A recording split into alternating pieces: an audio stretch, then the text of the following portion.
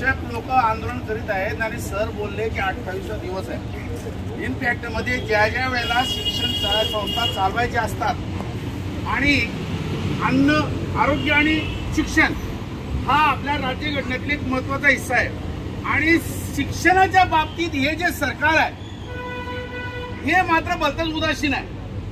आता मी तांबे सरांनी जी काही माहिती दिली की यांची फाईल ऑफिसमध्ये सचिवकडे आणि ती दादांकडे पाठवत नाही अर्थ खात्याकडे आणि दादा म्हणतात ते पाठवून तोपर्यंत मी काहीच करू शकत नाही।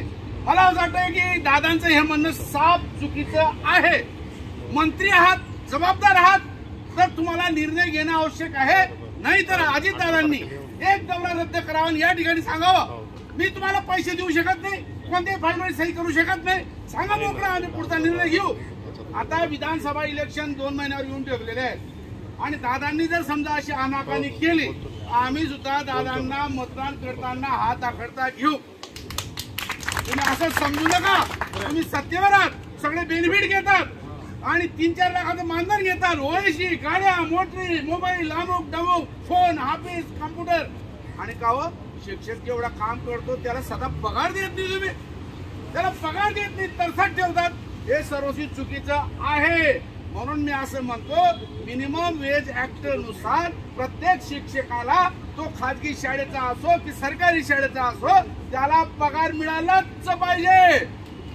जर आमचं सरकार गरीब असलेल्या आया बहिणींना दरमहा 1500 रुपये रेवण्यासारखं फुकट देऊ शकतात, अरे मग 8 तास राबणाऱ्या शिक्षकाला घाबरू नको, घाबरू नको। महाराष्ट्राची तिजोरी खाली झाली काय? जर खाली झाली तर आम्हाला सांगा की तिजोरी खाली झाली, मग आधी आमदारांचं आणि मंत्र्यांचं जे काही मानधन आहे ते बंद करा आणि तुम्ही आता याच्या पुढे मंत्र्यांनो आपल्या खाजगी खर्चाने डिझेल पेट्रोल वापरून खाजगी गाड्यांवर प्रचार करा। आता अजितदादा असो की फडणवीस असो किंवा शिंदे असो अरे पूर्ण महाराष्ट्रात फिरतायत, का फिरतायत? त्यांनी सरकार चालवणं बंद केलं, खुंटीला टांगलं, ते प्रचार करतायत, मग प्रचारच करतायत, मतदान हवंय तर तुमचा खरा मतदार या ठिकाणी बसलेला आहे। मी एकनाथ शिंदेंना, देवेंद्र फडणवीस यांना आणि अजितदादांना सुचवतो, विनंती करत नाही, that is your responsibility to attend Azad invite. ज्या चौकामध्ये येणं तुमची जबाबदारी आहे। तुम्ही असे पुष्कळ वेळा कान्याकोपऱ्यांमध्ये पोडक्यांमध्ये जाता, खायला काय 10 रुपये यायला काय? अरे मग शिक्षकांमध्ये यायला तुम्हाला काही लाज वाटते का? असे माणसं पुन्हा आमदार निवडून येऊ नये, ही आमची जबाबदारी आहे। म्हणून बोला।